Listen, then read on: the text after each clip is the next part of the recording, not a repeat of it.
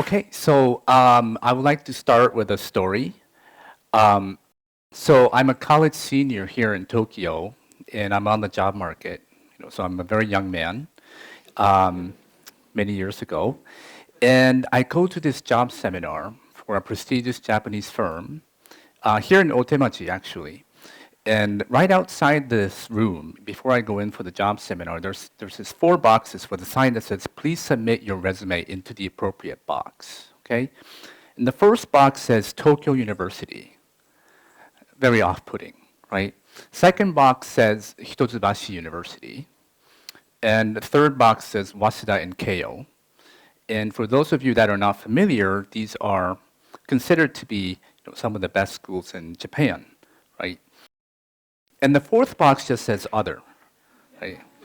And so to me, this was a very, very shocking evidence of how employers screen and sort applicants based on their educational credentials, right? So we know that this happens, but it's usually, I thought it was more subtle, but this was very, very explicit and blatant. And so, yes, university rankings do exist. And I started asking questions like, well, how does this matter for social and economic success? What happens to the people in the other category? Do these rankings exist in other countries, right? And that line of inquiry actually led me to graduate school where I wrote my PhD dissertation on this subject matter. And it continues to inspire me today in my line of research as a professor in a business school, okay? So, and I wanted to share some of the insight with you today.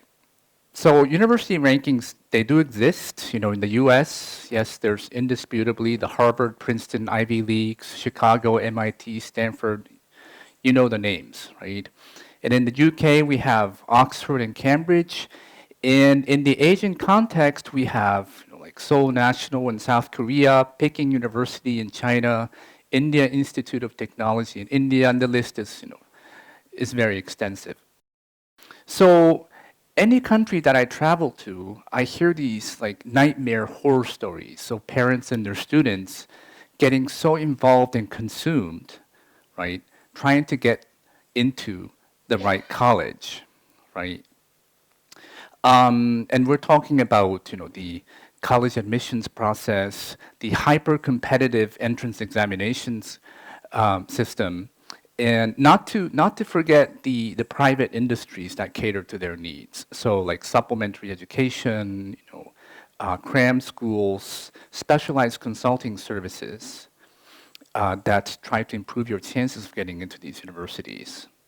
So like, yes, university rankings exist, and how should we make sense of this, right?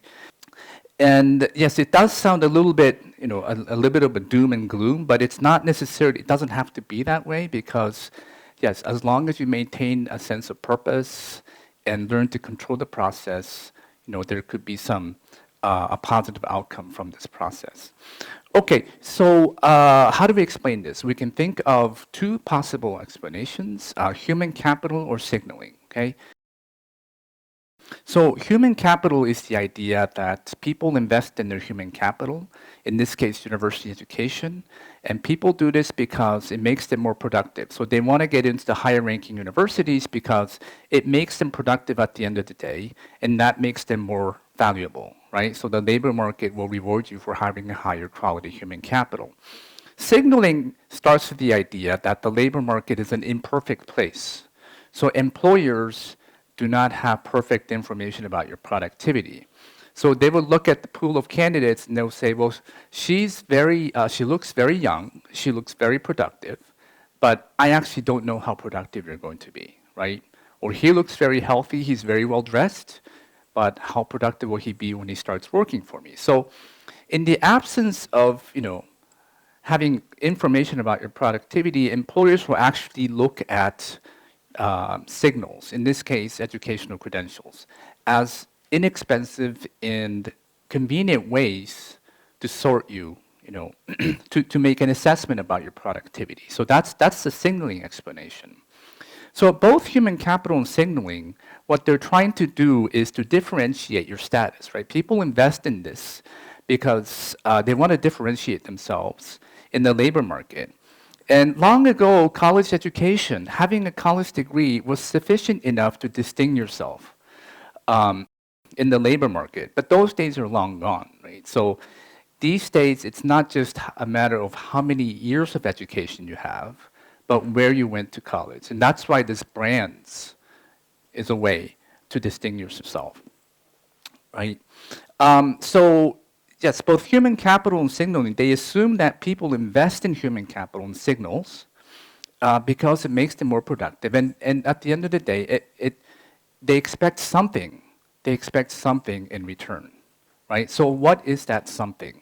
So this burning question of, do university rankings matter, right? So let's talk about the something.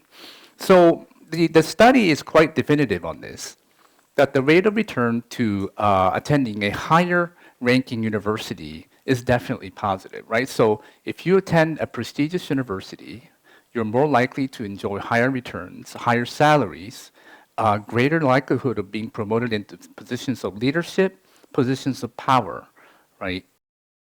Better results in the job market.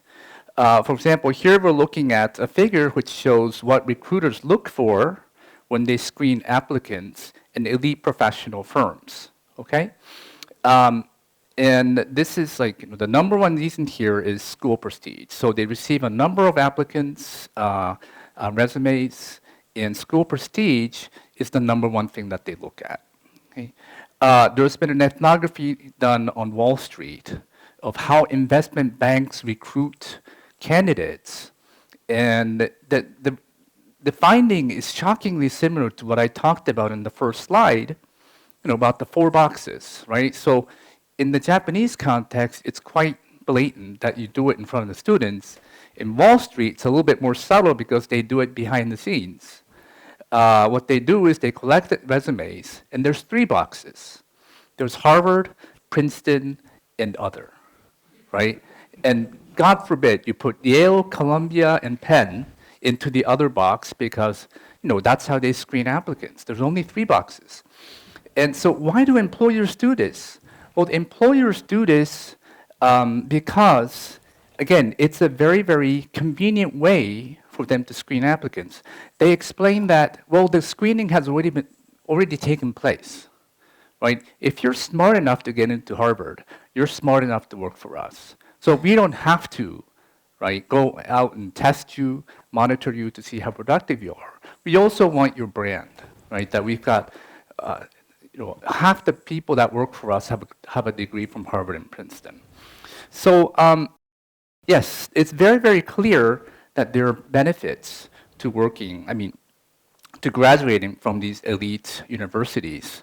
What about the social benefits, right? So the studies have also shown that there are significant social benefits from attending elite institutions.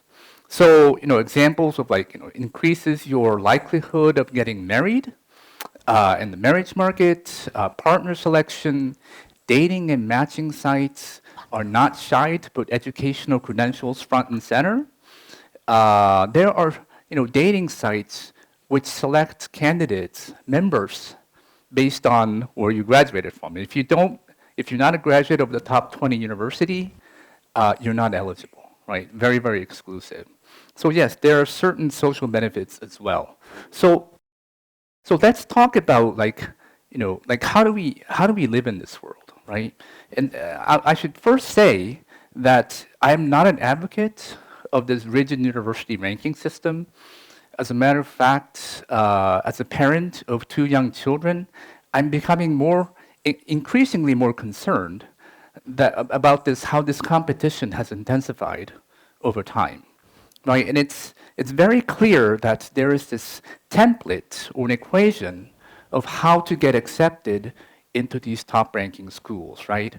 So there's a very narrow path that, certain grades, standardized test scores, extracurricular activities, community service, entrance examination scores, very, very clear path to be accepted at these top universities. And that path is getting narrower and narrower, right?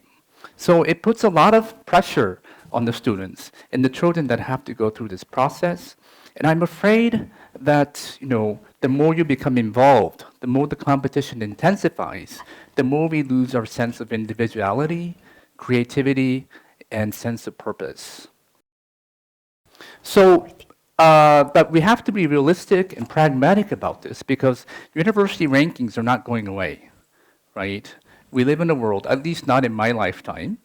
It's been around for centuries, and it will not go away anytime soon. So, what can we do amidst this hype? So, I can think of several suggestions, and the the first is to the first is to take control of the process and don't let the process control you, right? So occasionally ask yourself this question of why am I doing this? Why am I sacrificing so much to get into the top university, right? And it doesn't have to be a grand purpose, like I'm trying to change the world that we live in, because college is a time of self-discovery, a self-exploration. And you're allowed to, experiment a little bit in college, but you should have some sense of purpose or an inspiration, right? That I'm studying economics because I like to know, I like to learn how the economy operates. I want to know how money markets operate, etc. But so if you don't have a good answer to that question of why am I doing this, then you're letting the process, you're just going through the process. And the more you just let the process control you, the more you lose sight of the sense of purpose, right? Second, if you don't get accepted in the college of your choice, it's not the end of the world. So, the story of, who ends up in the other pile. So people might end up in the other pile, and as a matter of fact, a lot of us do, because getting accepted into the top colleges is virtually impossible in some contexts. So not everybody gets to enjoy that elite status, and that's perfectly fine. And so if you end up in that other pile, it's not so bad because you don't have to follow that path that's been laid out for you, and that gives you freedom. Right? It's also not that bad because people in the other pile might develop some resilience and grit because they might have to work extra hard to achieve success. And the last thing I can say is, if you don't get into the right college, there is a consolation, and that is called graduate school. Right? So think about college as the beginning and not the end. Right? So, graduate schools give you the opportunity to change direction, right? That if you don't discover your true purpose during your undergraduate, there is that consolation.